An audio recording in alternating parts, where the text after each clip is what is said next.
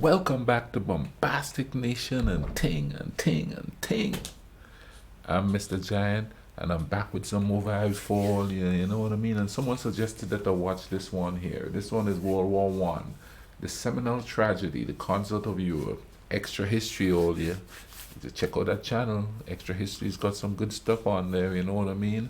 And I'd like to thank those who commented, and giving me some more info and thing on some of the videos that I watch, you know what I mean? Keep commenting, drop a like on it and thing, you know what I mean? If you ain't subscribed yet, subscribe. The bigger we are, the more stuff I can get to watch because you're gonna suggest it, right? But anyway, let's go ahead and watch this here and see what I want. Let's YouTube and simmer.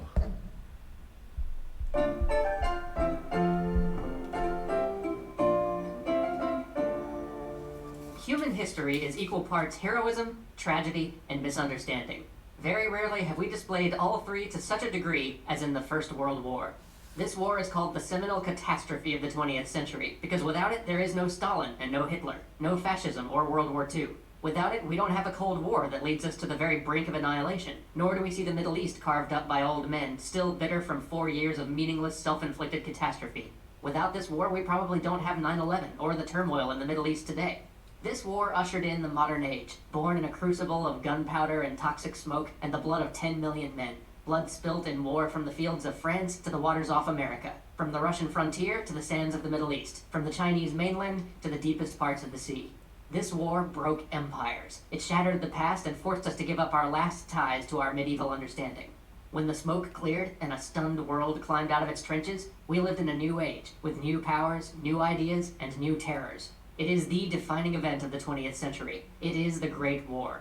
But it's not the war itself that we're here to talk about today. Hopefully, over the course of this show, a bit at a time, we'll slowly, story by story, cover the sprawling events of this turning point in history. But today we are focused on the events that led to this war.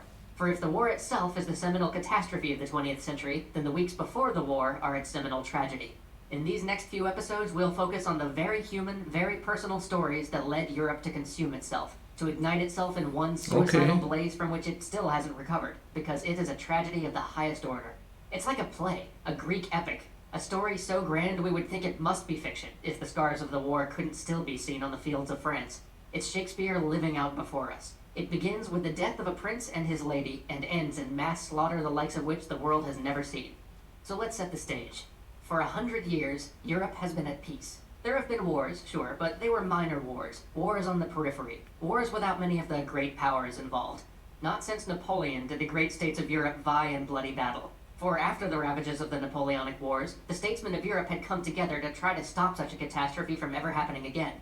They created a system called the Concert of Europe, so that whenever war seemed perilously close, the nations of Europe would come together in a conference, and instead come to a settlement that all parties would abide by. But Europe has changed since those weary of the Napoleonic conflict first came together to create the Great Concert. The first and most major change was the formation of Germany. At the time our story begins, it's important to remember Germany as a nation was only 40 years old. It's a young nation, a strong one, a nation looking to claim its own. But to say that Germany was a strong nation is to undersell the magnitude of its creation. I mean to say that the birth of Germany was something perhaps unique in the history of the world. For overnight, with the signing of a few papers, the middle of Europe was transformed from 1,000 tiny squabbling states to the greatest land power the world had ever known. In one night, suddenly the most powerful nations of Europe, Russia, France, Austria-Hungary, and England, were not the most powerful nations in Europe any longer. Overnight, in the very heart of Europe, had been created a nation with more manpower, natural resources, and economic strength than any other nation in the world except perhaps for Great Britain. Moreover, this creation was cemented in the defeat of France, which at the time was considered the strongest land power in Europe. And at the time of our story, that defeat and its memory still run deep.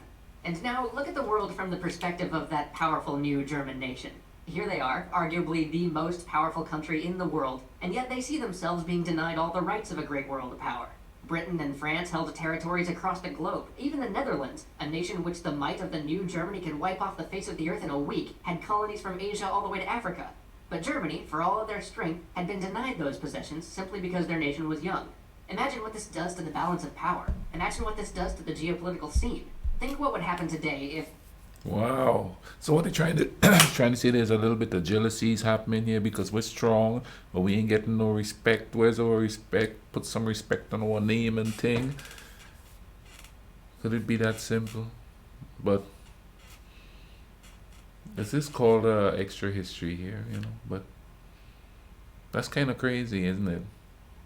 How you could have all of that and we can't have some of that. You know what I mean? And we stronger than you, so we gonna get some of that. Wow. It all always boils down to people getting stuff. Huh? But I guess that's human nature, huh? Scene. Think what would I happen don't today think so, if, but that's say, what the they say. entire EU declared themselves a single nation with a single economy, a single military, and a single foreign policy. Imagine if they said that they wanted greater access to Middle Eastern oil, and Russia and the United States said, no, we were here first. Imagine now if representatives from Russia and the United States smiled and told this young nation that they'd be happy to continue to sell them oil at an inflated price, though. This was the position Germany found itself in. How was the concert of Europe, a system built around a balance of power and compromise, to last in these circumstances?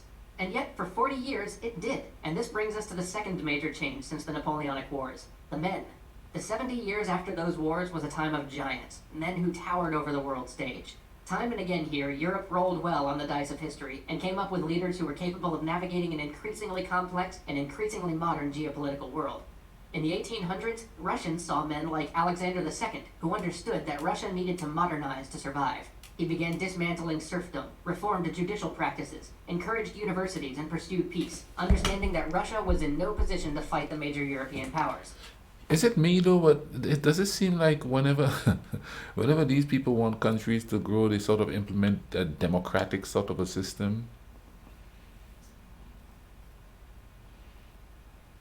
Someone would take the heavy-handed way and say, no, we want this other type of system where we're going to make them work.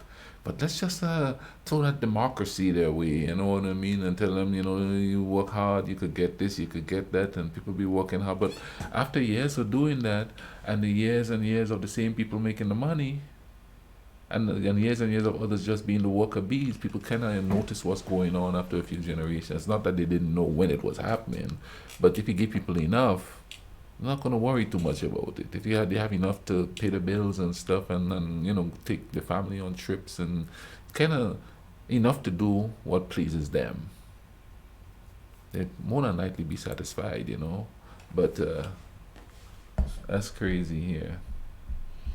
But I've noticed that in a lot of these videos when I watch them, you know, especially in in the European history, a lot of countries they implement democratic things, and then that's when they start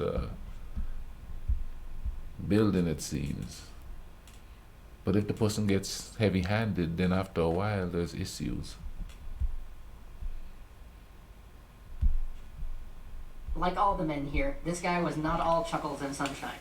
Alexander II brutally suppressed revolutionaries and separatists in the territories Russia controlled. Still, he was effective, without question. By 1900, we have in Russia Nicholas II, a deeply reactionary, deeply conservative man, who history records as being of middling intellect, with neither the training nor the inclination to properly rule. His reign is a catalogue of embarrassing mismanagement. This is the man who fell under the sway of the mystic Rasputin. This is a man who couldn't even coordinate his own coronation. A man who let 1,300 people die in a human stampede on the day he was crowned, because, I kid you not, there was not enough beer and pretzels. And this is the man who held a ball that day anyway, because, hey, why let a few hundred deaths spoil your day? And this is the man who will, in the end, hold the fate of the world in his hands. And by this point in Austria, we have as emperor an 84-year-old man, 2 years away from his death and battered by the weight of the life he's led. His foreign minister, Berthold, is neither a bad man nor a stupid man, but he is a weak and vacillating man at a time when European politics are all about strength. And Germany? Germany, during the 20 years following its creation, had unquestionably one of the greatest diplomats the world has ever seen. Otto von Bismarck. Otto von This is a man Bismarck. of great ability and great appetites. A man known to smoke 3 cigars at once and down a bottle of champagne at breakfast. A man who probably deserves an entire episode just to himself, but for our purposes, he is the man who held the concert of Europe together under the incredible strain of the creation of the I did a whole German state. series on him. His You could life's find work it in a was to ensure historical that series. France and Russia never allied, so that Goodbye. Germany would never be surrounded. This was his nightmare, his greatest fear. And in this, like in many things, he turned out to be right. He famously said that the great European conflagration would come from some damn fool thing in the Balkans, and he warned Kaiser Wilhelm II that within 20 years, his bellicose policies would destroy the Kaiser Reich. And he was correct almost to the day. But he was fired by Kaiser Wilhelm II, who has too much historical baggage to get an accurate view of. Suffice it to say that the Kaiser often ends up with a reputation for feeling inadequate. Having been born with a withered arm and grown up hounded by his mother, he came to believe that he had to prove he was masculine, and so set out to break with Bismarck's policies and show that he was his own man by abandoning the German alliance with Russia and moving Germany towards a much more expansionist stance. He was known for being brash and impulsive, with little tact, crumbling the carefully balanced alliances that had for so long kept the concert of Europe in place. Now to all this, we have to add one last piece to the stage. Fear. The fear of the dying empires. The fear of those once great nations that now so clearly saw the shadow of death approaching them from behind. The Ottoman Empire, the Austro-Hungarian Empire, and the Russian Empire.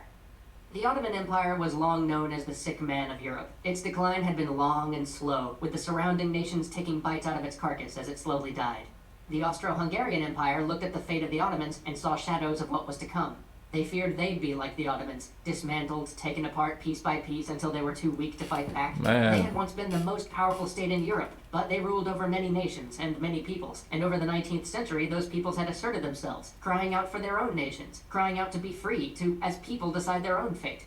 And so, through the 19th century, the Austro-Hungarian Empire saw its territory chipped away as the other great nations of the concert of Europe ruled in their conferences that those people had a right to be free. And with each loss, those peoples that the Austro-Hungarian Empire still maintained control of agitated for their own freedom to a greater and greater extent, causing unrest that rocked the empire to its very core. And lastly, we have the Russians. The Russian Tsars ruled the See, whenever there's like a group of countries around there that's been held on to by one main country, and it's like a landlocked type thing. Once one of those little states fall, look out, everybody wants independence now. It's like a snowball effect. Everybody wants, hey, we want to be on our own, we don't want you telling us what to do, If one is successful, that's why a lot of that, those things for giving up territories are so brutal, because, I'm a man, I don't lose my stuff, and I don't lose my people neither. But that's how the thing goes, man. Crazy, huh? to its very core. And lastly, we have the Russians. The Russian Tsars ruled the largest country in the world, but like the Ottomans, their military, economy, and infrastructure were woefully behind the times. And in 1905, when the Russians lost a war with the Japanese, the first time a European power had lost a war to a nation won in modern history, their weakness became eminently clear to the world. This loss caused a revolution that forced the Tsar to accept a parliament and a constitutional monarchy. But it wasn't in the nature of Alexander II to accept a parliament, and he rebelled against these constraints, leaving his country precariously perched on the verge of revolution. So with a new superpower in the midst of Europe, fear driving crumbling empires to irrational and desperate decisions, and a group of leaders simply not equal to their forebearers at the task of guiding the ships of state, the players are all in place. The stage is set, and the curtain begins to rise on the war to end all wars. Join us next time for an improbable assassination, the death of a prince, and a sandwich which changed history. Okay, most definitely I'll be watching the next one of these. This was kind of cool. I'll put a link in the description to this video. You could go to the Extra History channel and check out their stuff. They got some good stuff there, man. You know what I mean? I have watched way more than I've reacted to on that channel. Good stuff. But hope you guys have a good season and thing going on there, and I hope life is treating you good. Okay, in the meantime, y'all take care of each other. Cool runnings.